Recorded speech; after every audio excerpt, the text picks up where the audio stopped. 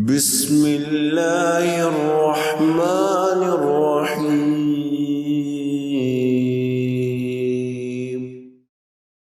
ابن القیم رحمۃ اللہ علیہ فرماتے ہیں 3 الفاظ انسان کو سرکش اور متکبر بناتے ہیں،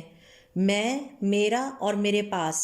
کیونکہ ابلیس نے کہا تھا سورۃ الاعراف کی آیت نمبر 12 کے مطابق انا خیر منہ، میں آدم علیہ السلام سے بہتر ہوں۔ سورۃ الزخرف کی آیت نمبر 51 کے مطابق فرعون نے بھی تکبر سے کہا لی ملک مصر، یہ مصر کی بادشاہت میری ہی تو ہے۔ اور قارون نے بھی اسی غرور اور تکبر کا مظاہرہ کرتے ہوئے سورۃ القصص کی آیت نمبر 78 کے مطابق کہا انما اوتیتہ علی علم عندی، کہ یہ سب کچھ تو اللہ تعالیٰ نے مجھے میرے علم کی وجہ سے عطا کیا ہے، لہٰذا جو کچھ بھی میرے پاس ہے وہ میری ذاتی خوبی ہے۔